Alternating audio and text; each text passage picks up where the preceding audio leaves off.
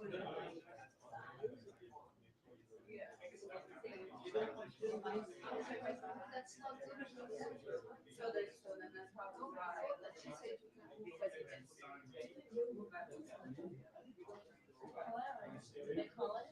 No, I'm not a teacher, but now that you say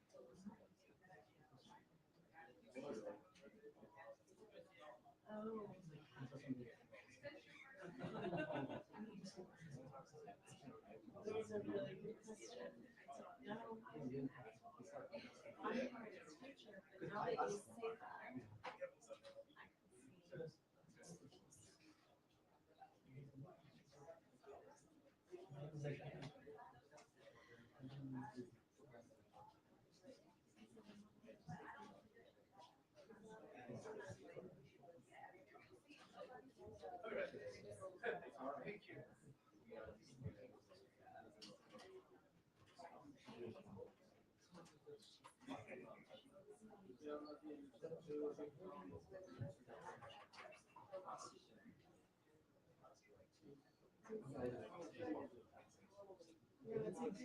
it's a good, I didn't think about that, but like, I don't have a very specific,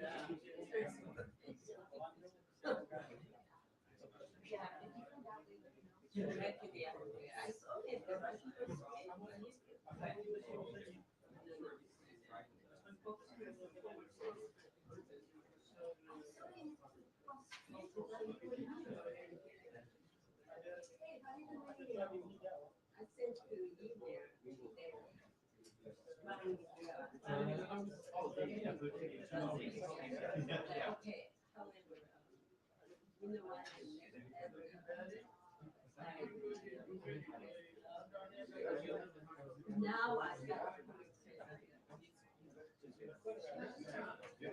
Yeah. No, no. Yeah, I got another. Yeah, I got four.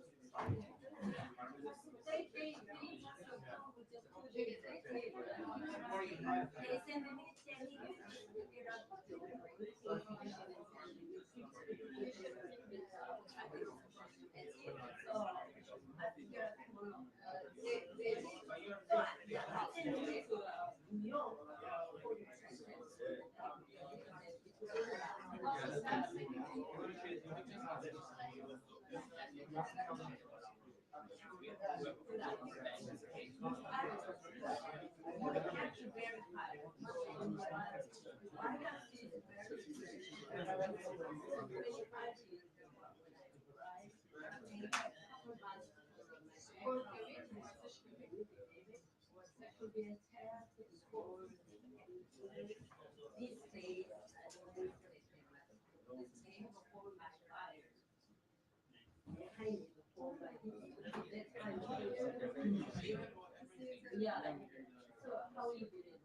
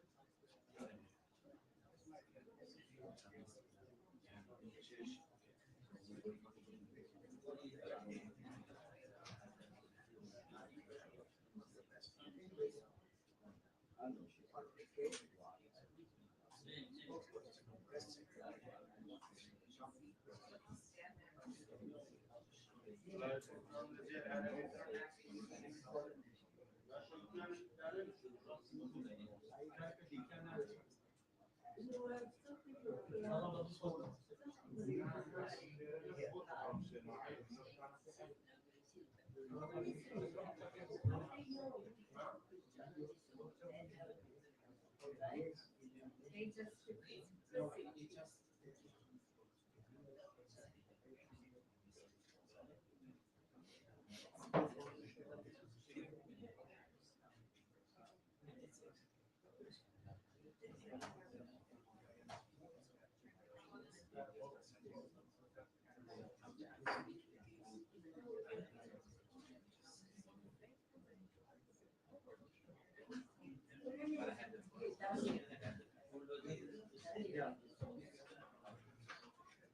you see the my Kentucky taxes when I was 25 years old.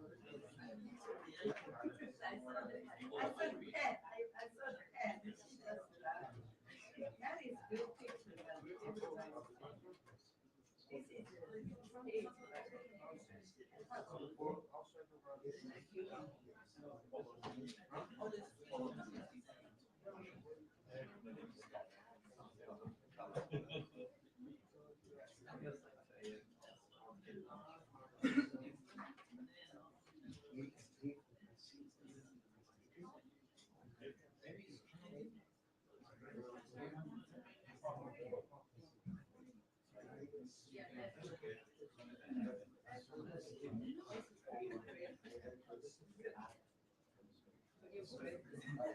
I want to.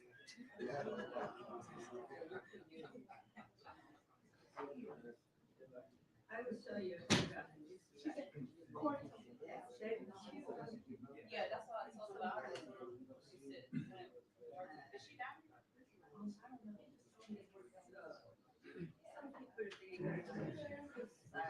I know. They don't like it. Yeah.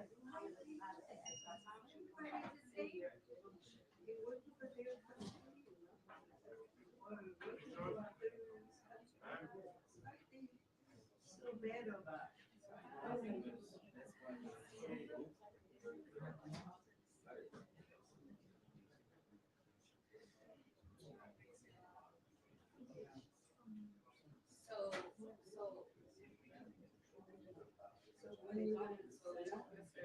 they don't mind that.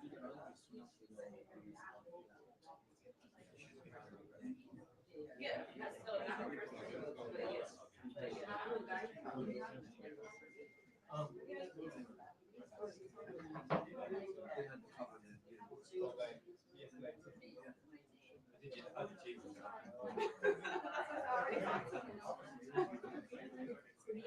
You probably didn't know.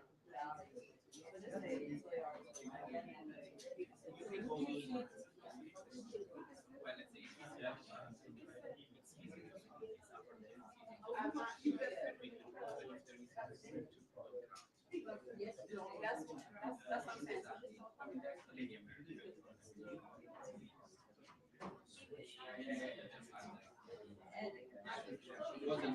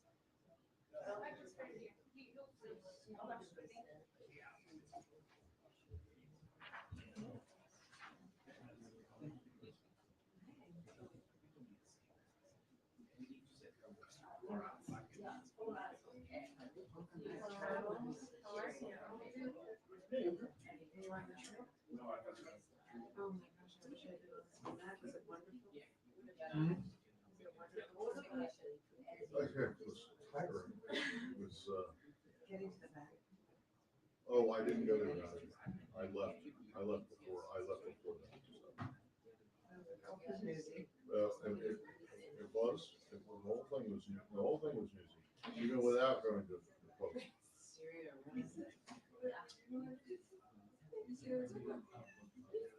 I watched the last live. We carried it all live from 4 to 6 a.m. Sunday morning. It was so good. Watching them give communion to 200,000.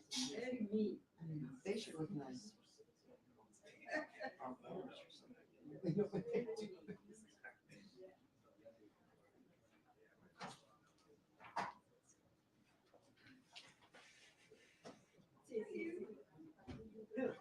I know you, it's 25 years old.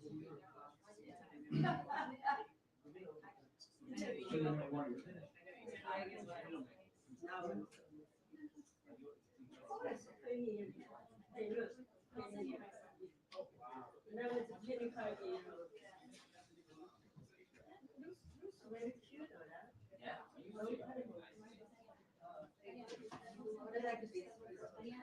They want me, I asked them what kind of these people, they say, no.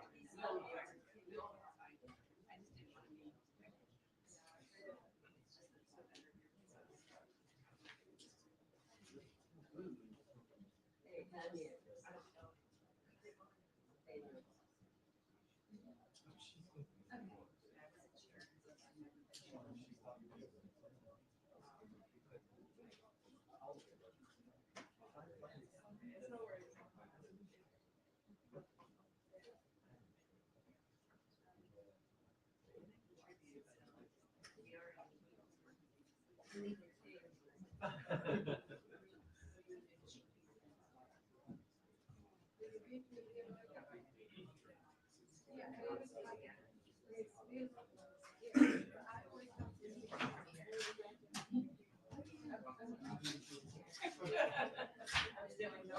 He's not here.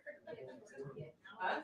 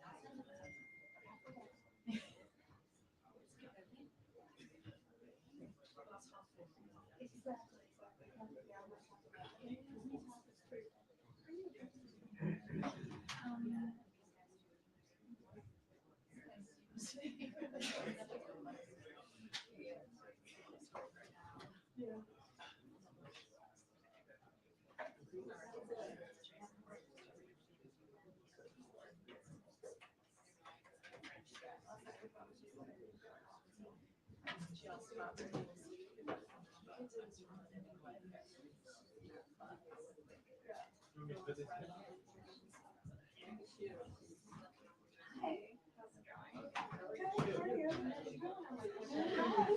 Hi, how are you? Good, how are you?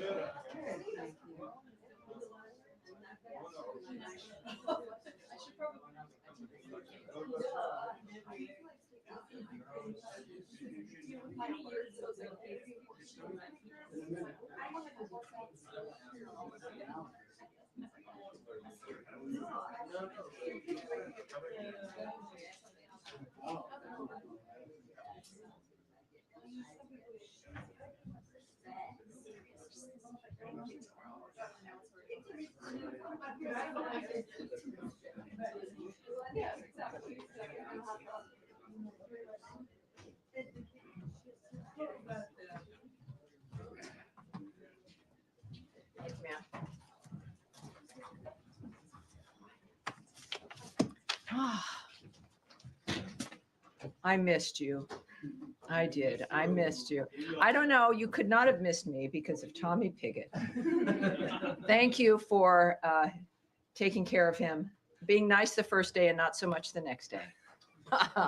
But thank you, Tommy. Great job. I'm very, very proud and honored that you're standing up here. Thank you. I appreciate it. Thank you, everyone, for being here. Welcome aboard. Daphne smiling. That's a good sign. But she's always smiling. That might be a bad sign. I don't know. We do, of course, have a statement and a few announcements here. And thank you again all for being here. We condemn the heinous murder of 2 staff members from the Israeli embassy in Washington, D.C. last night. Every day we talk about in this room the aftermath of one of the most obscene attacks on Jews in history. The October 7th massacre was a reminder to the world that Jew hatred and murder is the hallmark of terrorists and monsters around the world. The envy feeding this hate is thousands of years old. It is now the 21st century, and it is time for the barbarity to end. While this obscenity happened in Washington, D.C., we have a president and a secretary of state that recognize the importance of saying enough is enough and genuinely never again. There is a reason why we stand in solidarity with Israel. There is a reason why we stand with our partners at the Israeli embassy. And there is a reason why we stand with the Jewish people here in the United States and around the world. Because America has a history of not allowing the monsters among us to destroy life, the future, and everything that matters. The Department of State's Diplomatic Security Service is providing ongoing support to the DC Metropolitan Police Department and their investigation of this incident and coordinating with other federal and local law enforcement partners. As Secretary Marco Rubio has said, make no mistake, we will track down those responsible and bring them to justice. Our prayers go out to their loved ones. Sarah Milgram and Yaron Lashinsky. Sarah Milgram and Yaron Lashinsky. May their memory be a blessing. Now, on Capitol Hill this week, Secretary Rubio went before Congress to share how we are implementing President Trump's vision of an American first foreign policy. He made clear that America is back and that securing our borders, making communities safer, and combating criminal cartels are once again key priorities of our foreign policy. He also explained how the fiscal year 2026 budget request for the Department of State will enable the department to deliver on President Trump's foreign policy agenda that makes America safer, stronger, and more prosperous. The budget request in the State Department's reorganization will ensure our ability to respond to the challenges of the 21st century on behalf of the American people. And now finally, ahead of Memorial Day, which I know we're all looking forward to, I want to recognize and honor the Americans who gave their lives to defend our freedom. Their bravery, service, and sacrifice represent the very best of America. The heroes of this country would have preferred long, enjoyable, quiet lives, but instead they answered the call when we needed them the most. Every day that we simply enjoy is due to the sacrifice of the men and women who died on the field. We will never forget those who've given all to defend our country, our way of life, and the American people. God bless all who have served and are serving our nation. And now, ready for your questions? Daphne, yes, ma'am. Following the shooting last night, are U.S. embassies on any sort of special alert or thinking about any change in posture? I can't speak to security measures that are being implemented or being discussed or decided upon. What I did note in my topper is that, in fact, we are working certainly with the DC Metropolitan Police and the security of this building, of American diplomats, of diplomats throughout this city is of paramount importance to the United States of America. We act on that every single day. And certainly we're continuing to do that today and in the days that come as well. And has Secretary Rubio had any conversations with Israeli officials or the Israeli ambassador today? I can't remark on the specifics of any conversations that have been had, but I know that, of course, you've seen his messages, the tweets, and of course, we will hear no doubt again soon about the nature of what's transpiring. But I can tell you that he is, as all of us are, is heartbroken. We're all affected by this. It is something we deal with, in a sense, of course, every day. This administration, the secretary's work, the president's work, and often I don't know how they do it. I have maybe 40, 45 minutes with you guys twice a week. And these are issues that are existential all the time. And I know that, again, my work is made easier because I know the people running this country care about life and about the condition of our lives. And so that's the most I can say, separate from certainly specifics of who they're speaking with. All right. Yes, Andrea Mitchell. Hi, thank you very much. A couple of questions about South Africa and also Sudan, if you don't mind. In South Africa, the State Department is empowered legally with deciding when a genocide exists. Has there been an investigation that supports any such contention? Because there is no credible evidence from any authority on the ground there, in their government, in NGOs, or elsewhere that we can find to support an allegation of genocide, that white farmers are at all as disadvantaged as the crime wave there that is a problem for against blacks in much greater numbers and proportionally even greater numbers than whites. The fact checkers have shown that the white crosses were put up as a protest against the criminal movement and against the death of the farmers. The crosses and the burial were all part of a protest against the criminality, not as described. So what information was given to the White House, if any, by the State Department, by the experts in the field, to support what was described as an ambush widely around the world of a South African visitor who had a celebrated background as a leader of a biracial government and someone who was jailed with Mandela and who has been one of the civic leaders of a new South Africa, as troubled as their history has been, as troubled as their current situation is. Well, I would say that, as we all knew, of course, the president has been very vocal about his concern about the violence, the nature of what's been transpiring in South Africa. The president did not come to the United States of America unaware of the position and the posture of the president and of the Secretary of State and of his administration. So I would argue against very much that there was some kind of an ambush. South Africa also has been facing a dynamic where there's been regular criticism, ranging from not just the collapse in some ways when it comes to the violence in civil society, but then the referral of Israel with the ICJ for the issues of genocide while ignoring Hamas, cozying up to Iran, the general choices that they've made. In the meantime, also of passing a law that has allowed them to take property, to possess property of white Afrikaner farmers with no reason. One element is equity.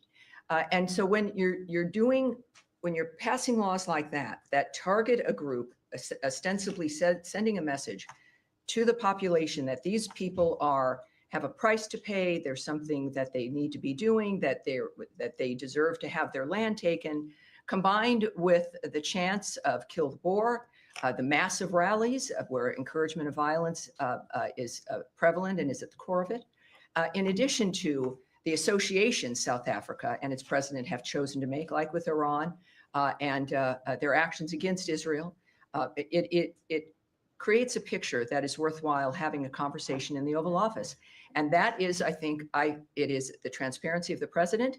Certainly, both leaders aware of what the concerns have been and what the arguments have been.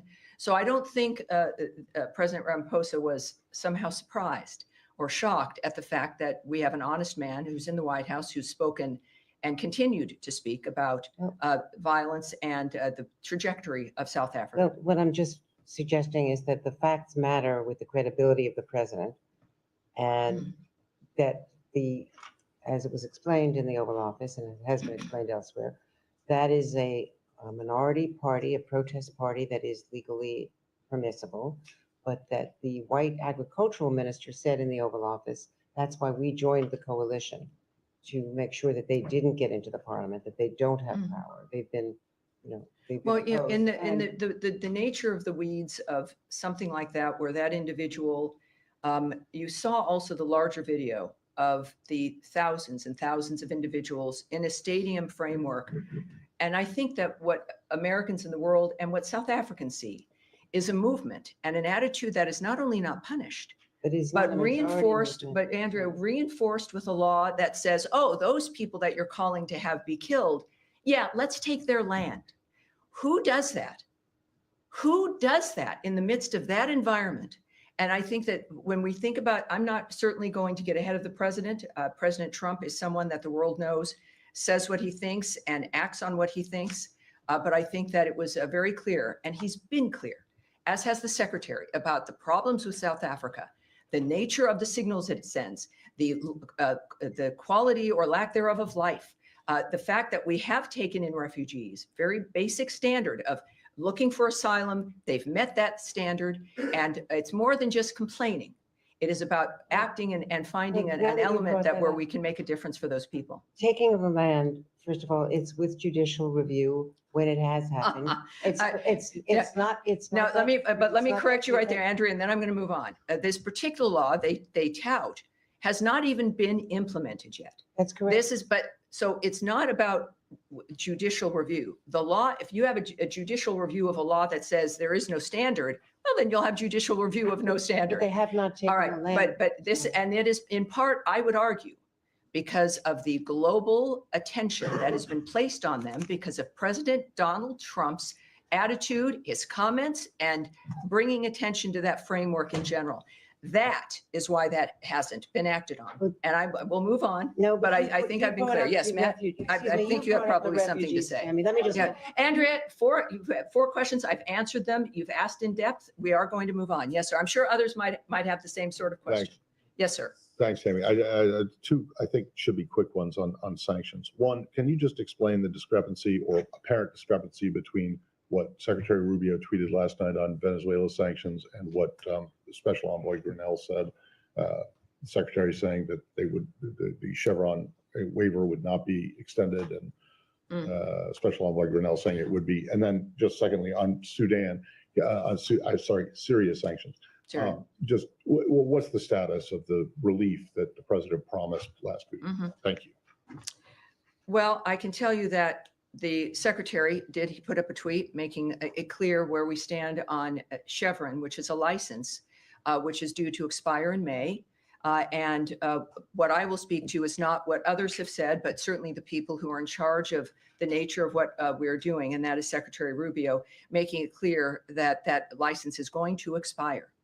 And so that's what I take my lead from is his remarks in that regard. So there's no confusion. I think many people on every issue can have a lot of opinions, but I think clearly who we look to are the people who have the power to have the impact and who make the decision. And of course, this is at the direction of President Trump as well. About Syria. Yes, it was a very exciting moment. I was in Riyadh and in the building when President Trump announced that he was lifting the sanctions on Syria. That is something that we've discussed, and many people have wondered when that would occur. And clearly the president decided now was the time. And I do know that, of course, there's a team of people who immediately started working on that, who are working on it now. There is, of course, it's worth noting that the president has some powers in the nature of what can get done, but sanctions are administered through different departments in this country. So his was a message, and certainly the order to reverse our dynamic, to remove the sanctions, which involves departments like the Treasury Department. So it is a process that will take some time, but as we know with the Trump administration, that they've sped up the train a bit, and they understand the importance of getting things done quickly, and that is the intention of getting things done quickly as they take the order from the president from that afternoon. And we're working on it. It's been a week, but I do think, because of not just the urgency, but they understand the urgency, but of the recognition of this administration, the government as a whole, of how the president works, that things have to happen and should happen as quickly as possible. So all I can say is, without a specific date, is it will be done quickly, and certainly more quickly than we're used to. Thanks. All right. Yes, ma'am. Can we go to Gaza? Sure. Secretary Rubio said in one of his hearings on the Hill that he had met with the World Food Program in Rome. I just want to get clarity on whether this means that the current US policy is for the UN's leading food program, leading food organization, is like that they will remain the main food provider for Gaza, hence his meeting with them, or whether that— You're reading an awful lot into a meeting. It would be good to that get you've heard more about. detail on it, Sure. given there's a lot of reporting on Mm-hmm. heated conversations between humanitarian aid organizations, Sure. discussion over this new Gaza humanitarian foundation. And I've got one more after that. Sure. Well, Secretary Rubio visited with Cindy McCain, who leads that program. And he doesn't visit personally to shut something down.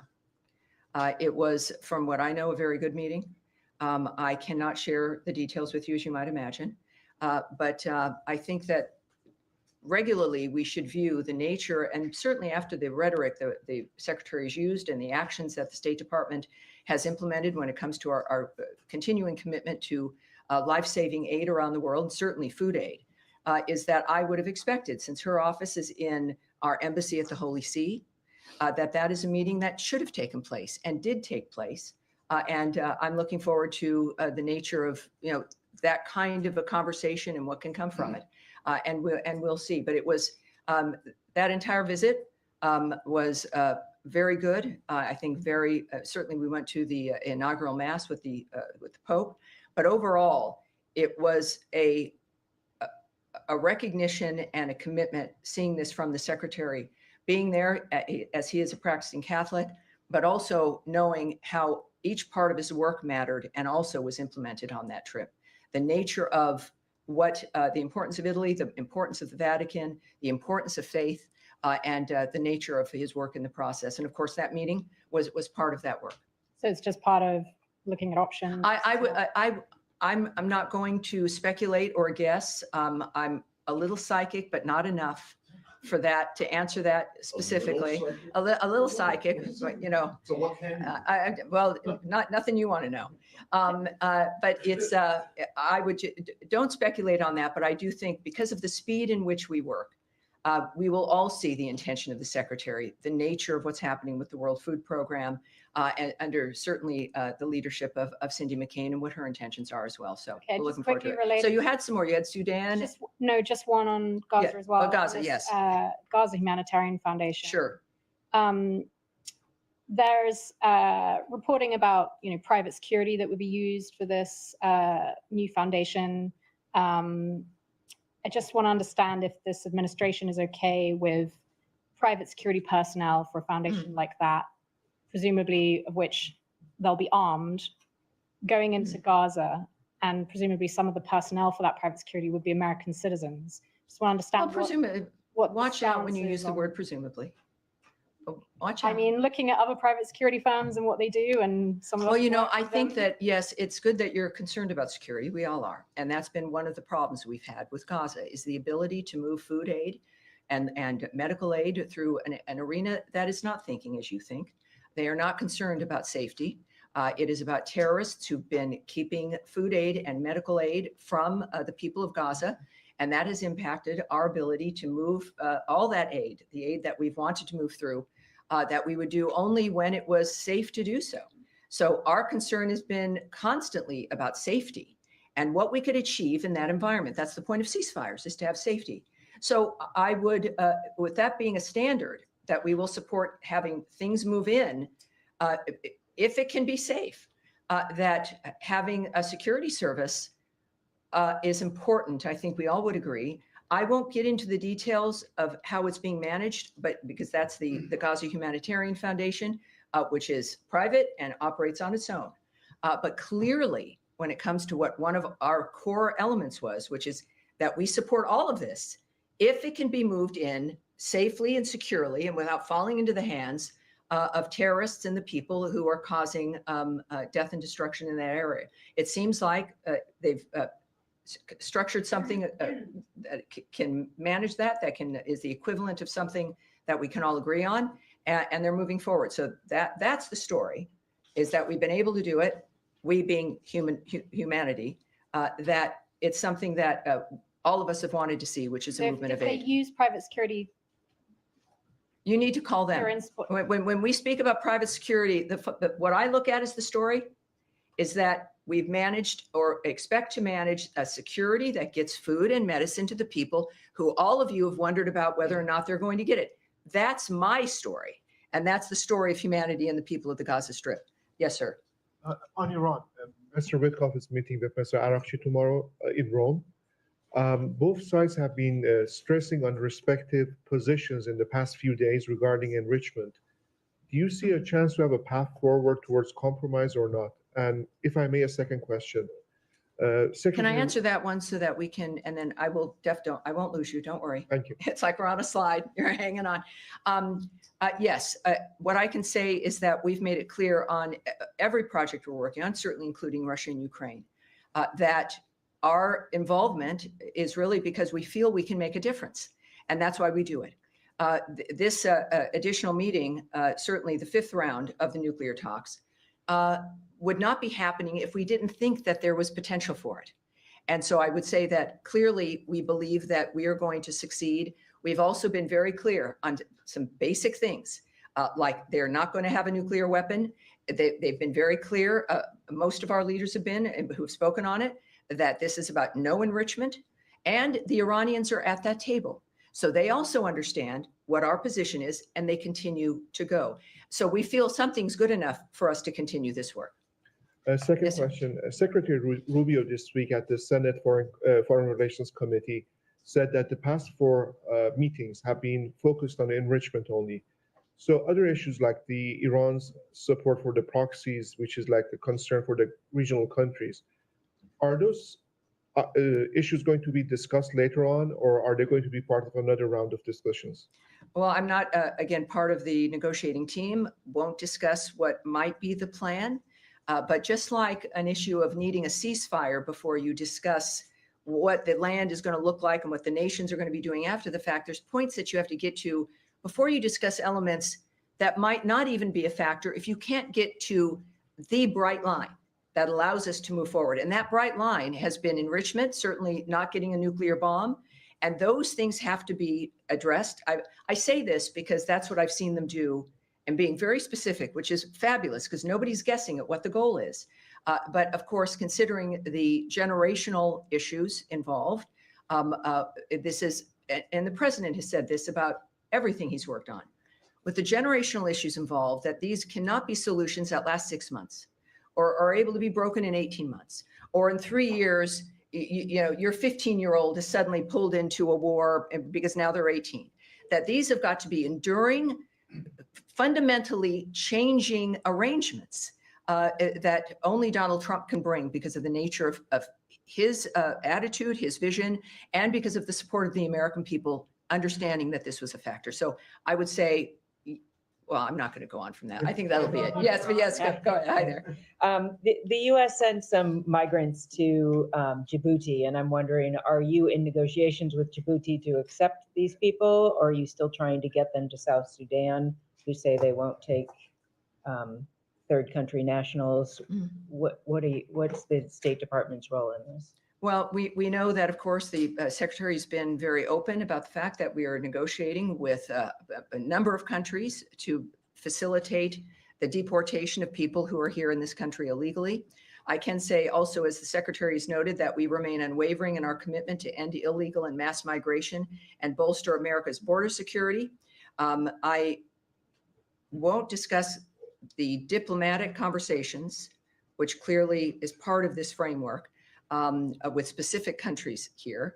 I would also point you to Caroline Levitt's remarks the hour before my briefing here, where she noted a court order required the flight to go to Djibouti. And I know the White House has more details on the framework involving that. So we're currently just in the sense of handling this in an immigration posture. Certainly it is a reflection of our continued attitude and position. And I don't think that this situation is certainly in the courts, which I can't remark on, but we're familiar with having to make our arguments in a variety of arenas. And this is one of those times. And but I know Caroline had more specifics. In South Sudan, there was a dispute before with them for not taking somebody, and you guys stopped issuing visas. Has Right. that been resolved? Yeah, the visa situation remains the same. Yes, we reacted in that regard because they had confirmed that this one particular person was a citizen, prepared to take him back. And then that did not happen at the last moment. And so our response was, when you're having a diplomatic negotiation with a country, you're going to respond to certain situations. We can say that in the midst of that, in the aftermath, our posture on visas and all of that has not changed. And we've noted, of course, regularly that we monitor their behavior, their attitudes, which of course continues to matter to us. But we also are currently accepting certain diplomatic and official visa applications, and if eligibility is determined in that regard. And we do that, as always, on a case-by-case basis. So at this point, I have nothing more to report on that, except that it is still in place. Yes. Just as a quick follow-up. On Iran, two Iranian sources told my colleague Fred Pleiken, who's currently in Tehran, that they are concerned about the sincerity of the United States heading into this next round of nuclear talks. And they think Trump is steering the conversation towards deadlock. Obviously, the administration has said that they want an Iran nuclear deal, but is there anything you can shed light on in terms of the dialogue between the two sides that might be causing unnamed Iranian sources to tell us this? Unnamed Iranian sources. No, it's not. That doesn't interest me. It's gossip at that rate. Certainly when we have, and we've said repeatedly, to not discuss this in the media because it makes things harder. Everybody has an interest in all of our negotiations doing well. Some people don't have an interest in that. And that's where you get unnamed sources from, I don't know if there's an Iranian National Enquirer, maybe there is, but that's not something that I'm going to take seriously. What is the story and what matters is that everyone is at the table in Rome. And what is the intention of Steve Witkoff going into the talks? Well, it's very clear what I've also just said a little earlier, and we've said in multiple briefings. The goal is to end the inability for them to have a nuclear weapon, to change and end the enrichment of their nuclear program and the intentions of that nuclear program. So it's a significant structural change in what Iran thinks it's going to be doing. And that's the negotiations. I think they've been very clear about what the intentions are. And just one follow-up on a different topic, but this is just coming out now from Oh, not another one. Homeland Security. No, don't. Not worry. another one. Not like last time. Okay, good. But Homeland Security Secretary Kristi Noem says that DHS is now terminating Harvard's ability to allow any foreign students to enroll in the university, saying in a statement that the administration is holding Harvard accountable for fostering violence, anti-Semitism, and coordinating with the Chinese Communist Party. This is obviously a program that isn't run out of the State Department, but some of these J-1 visas are issued by the State Department. So can you shed some light on this decision by the administration? We've seen those reports and we're looking at them. And I can't answer that immediately, but as soon as we might have an answer, I can get it to you. I'm sure that when we get our answer, we'll get it to everybody. But yeah, so I've seen those reports, and I would also refer you, of course, to DHS and to Secretary Noem, who might have more details, more answers for you. Saeed, nice to see you again. I hope it's nice to see you. I know it's I appreciate it. okay. Yes, Really sir. Two quick follow-ups, one on Andrea, Yes, on South Africa, and then one on Gaza. sure. On South Africa, you said that the president was also influenced by what South Africa has done in terms of referring, its role. I said we all with have been. ICC. We all have been. Yes. Yeah, well, its role with the package. ICC. Yes. Just to clarify that. So he was, because South Africa referred Israel to the ICC? Well, I did not say for a specific event Right, that I'm that just- influenced him. I don't speak, No. President Trump is a very clear man. It's no one has to wonder his position. But I think for all of us who've been looking at the condition of South Africa, it's never just one thing, is it? It's a number of things. I'll finish. I know you might not be liking my answer, but I'll No, no, finish. Saeed, it is a series of things that point to the intention of an administration or of a regime, and it is usually consistent. So if you're wondering about the nature of why it matters that people are at a huge stadium shouting "Kill the Boer," which are for those at home, the Dutch descendants of settlers of South Africa, and who are white farmers. Combined then with the government that says, oh, we reject that, they're not part of our government, would then pass a law that allows the government to take the property of those very same people simply because they're white farmers. So that speaks to the intention of a regime, in addition to their behavior with other nations, their foreign policy, how they would view the victims of October 7th, the Jews, as those who should be referred to a criminal court versus Hamas, in addition to having a rather cozy relationship with Iran. So you don't need to be in a seminar at Stanford to understand and to recognize the trajectory of South Africa. That is the argument for those who are looking at that, again, beyond one issue. And I think those issues speak quite loudly. And very quickly on Gaza. Yes. Now, the Israelis are saying they allowed maybe 6 trucks or 9 trucks, we don't know.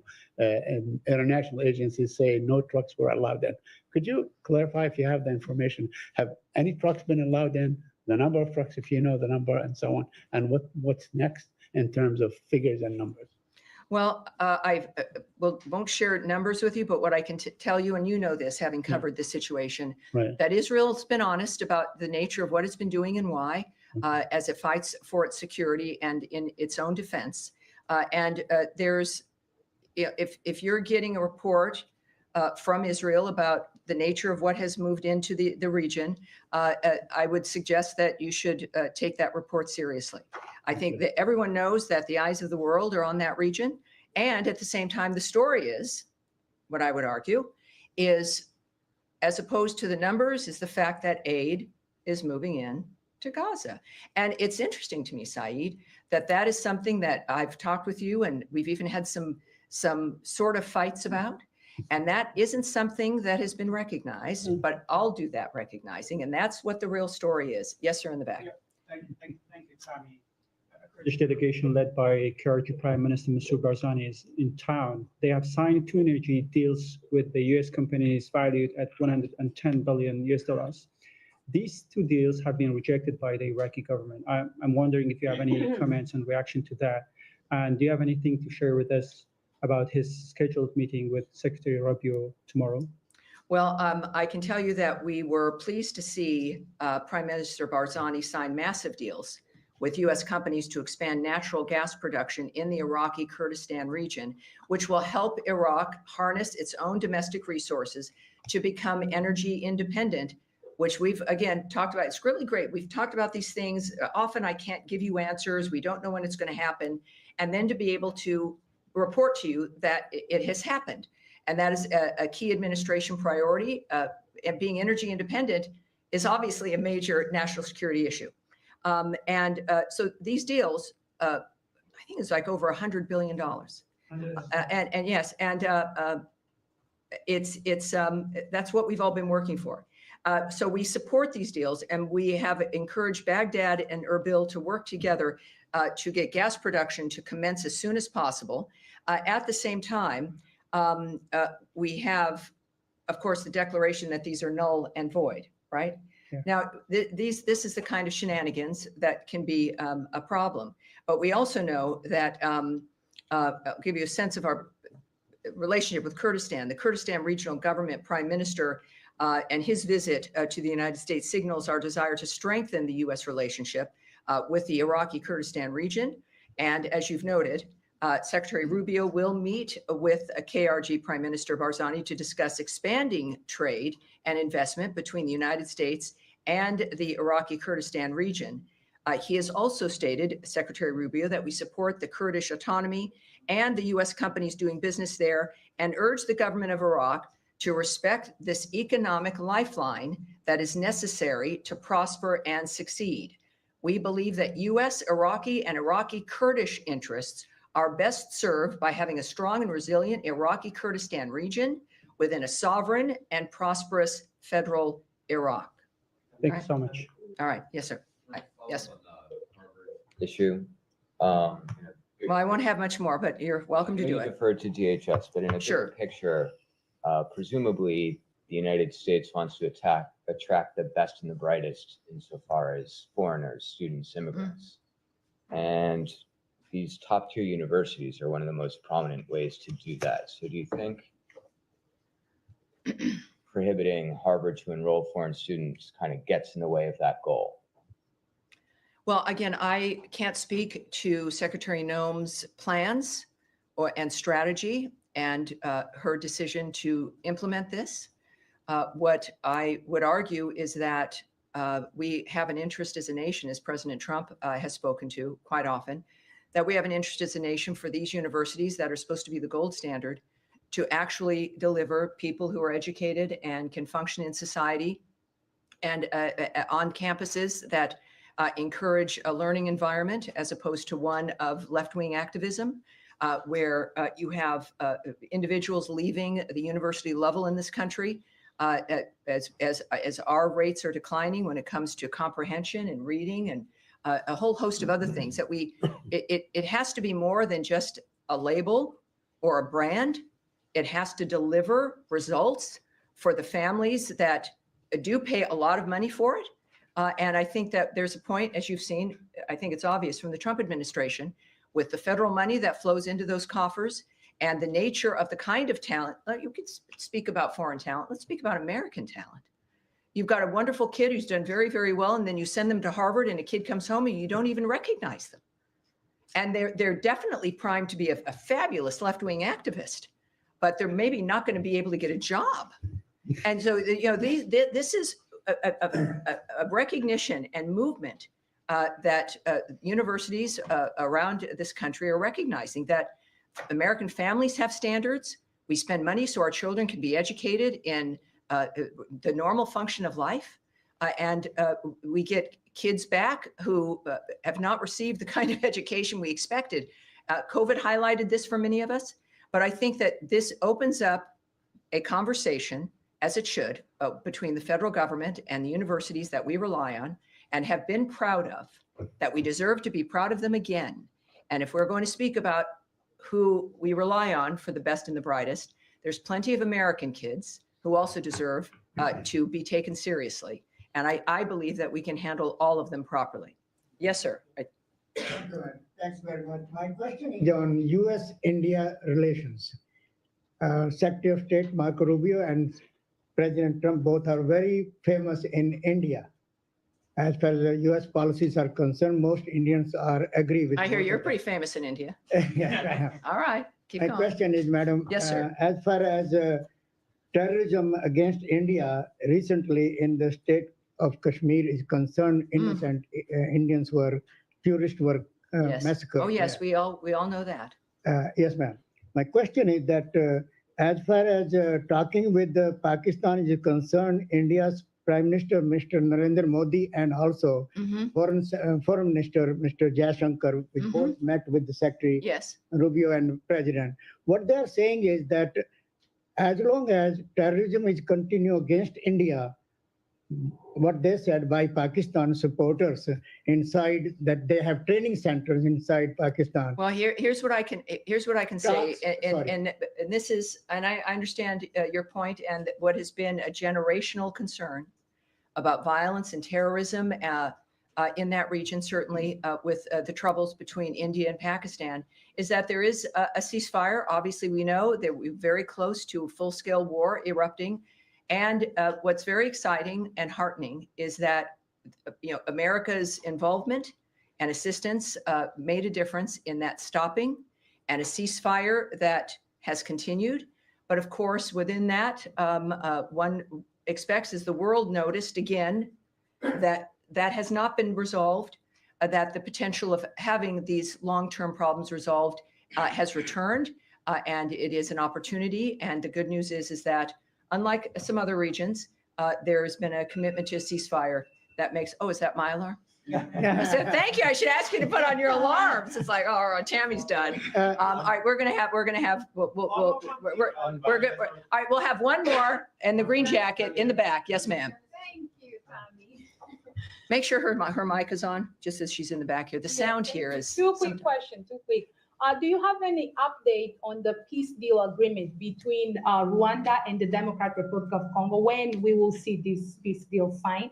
And also, can you tell us if both President Ramaphosa of South Africa and President Trump finally managed to overcome the difference, and we will see United States and South Africa working together? Well, I'll answer that one first. I think the meeting with the South African president in the Oval Office speaks to President Trump's generosity.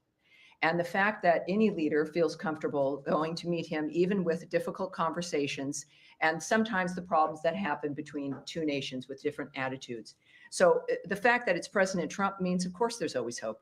It means, of course, there'll always be something for the future. And speaking of the DRC and Rwanda, another very good example of something that has been a generational issue, that we are, again, it's a long process, but they are taking the steps that we've asked of them to take.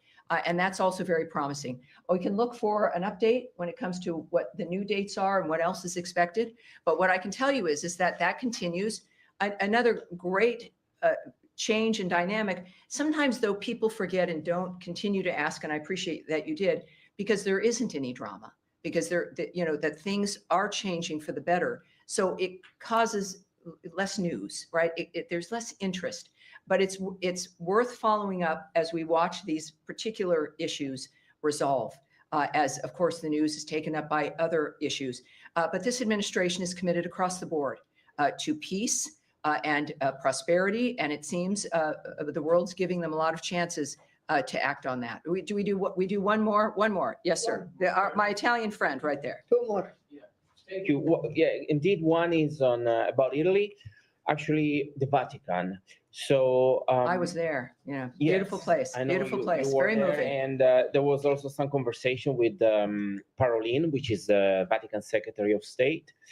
So are we seeing those conversations because we also have an American Pope that can actually better deal with our president? And how close are we to actually the negotiation at the Vatican? And then I have a second question on Russia. Yes, obviously the condition of the world existed before our new Pope Leo. I'm not a Catholic, but I'm very moved by the nature of that faith. And it was just a beautiful experience to be there. But I can tell you that, of course, the plans and the conversations with the Pope himself and certainly other leaders there was important. It always would be. If you're going to be in Italy for any reason and you're the leader of the free world, the Secretary of State of the free world, you want to meet with these people. This is why they're in their positions, is for that reason. So I think that's it's not because Pope Leo is an American. However, it's pretty terrific, and it's a reminder that your commitment and your faith and it can lead you anywhere. And so we, of course, pray for him success as he moves forward with his duties. And the rest of your question I was? have a question about Russia. I mean, not about Russia, about, I'm so sorry. Good. About the different approach they were seeing from this administration when it comes to diplomacy. We saw with yesterday with the South Africa, and then with the Zelensky. Well, and I think you're seeing, I would go as this will be the last answer here, is that we're seeing different envoys, different styles, ambassadors, the Secretary of State, the president on the phone, because you have to do that when you're not simply setting up meetings every 3, 4, or 6 weeks, that you're having meetings to make specific steps and have specific progress and deadlines because you're a business person and you know what's possible, or you know humanity and you know it's possible. When he says we need to have new ideas for Gaza, as an example, he really means that for everything, for how we conduct diplomacy. The secretary, of course, is on board with that. It's natural for him. Traditional diplomacy, going, talking, getting deliverables, making sure the relationship is active and alive. And that is how you bond, you make friends, and your relationships with other countries are better. So the secretary operates in that fashion. But yes, there's a huge difference in that we are on, well, certainly we have now, 3.5 years? You have people who want to make a difference. It's not just having fun in an office.